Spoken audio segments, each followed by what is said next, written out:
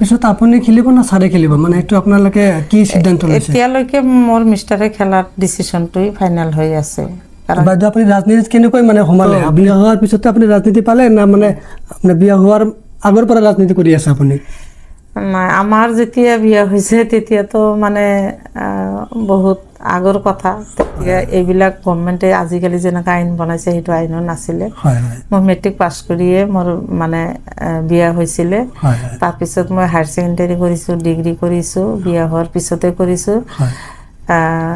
মই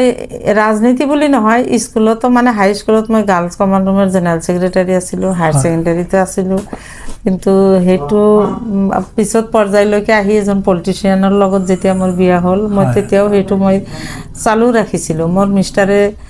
যদি এমএলএ আছিলে কলেজত কিন্তু মই এনওসি কৰিছিলো মোৰ লাইফটো কিন্তু কংগ্ৰেছৰ পৰাই মানে আৰম্ভ হৈছিল গতিকে মই হেনেকেই কলেজ লাইফটো এনওসি যুৱ কংগ্ৰেছ এইবিলাক কৰি কৰি আহি এটা সময় আহি পালে মোৰ হাজবেণ্ড তেতিয়া দুবাৰকে এমএলএ আছিলে তাৰ পিছত সমহীয়া ৰাইজৰ যেতিয়া পঞ্চায়ত কংগ্ৰেছৰ গভৰ্ণমেণ্ট আহিলে পঞ্চায়ত পাতিলে এজিবিৰ গভৰ্ণমেণ্টত তো নাছিলে তে পঞ্চায়ত যেতিয়া পাতিলে তেতিয়া ৰাইজৰ এটা ডিমান্ড আছিলে আহি যে মোৰ মিষ্টাৰক ধৰিছিলে যে স্যাৰ বাইদক জিলা পৰিষদ ৰূপে আমি বিচাৰো প্ৰথমৰ পৰা মই ৰাইজৰ ডিমান্ডত মই জিলা পৰিষদ ইলেকশন খেলিছিলো কিমান চনত আছিল আপুনি প্ৰথমবাৰ 2012 ত আছিল তাৰ পিছত নেক্সট টাইম হলো তাৰ পিছত এইবাৰ হলো এনেকৈ 3 টাইমছ জিলা মাজত এবাৰ 2016 ত মই এমএলএ টিকেট বিচাৰিছিলো আনফৰচুনেটলি এটো মানে কেনেবাকৈ নহল তাৰ পিছত আকৌ নেক্সটত মই জিলা পৰিষদে খেলিলো 26 আপুনি খেলিব না সাৰে খেলিব মানে এটো আপোনালোকে কি সিদ্ধান্ত লৈছে এতিয়ালৈকে মোৰ মিষ্টাৰে খেলাৰ ডিসিশনটোই ফাইনাল হৈ আছে কাৰণ যেহেতু মই জাস্ট খালি হেৰি পঞ্চায়ত ইলেকশন হল চিফ হলো আৰু ৰাজনীতিত মোৰ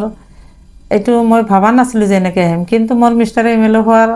পিছত মানে ৰাইজে মোৰ লগত সদায় মানে যোগাযোগ আহা যোৱা কথা বতৰাতে অটোমেটিক মই মানে মোৰ ইন্টাৰেষ্ট আহি গল যে মই ৰাইজৰ লগত থাকি ভাল পাওঁ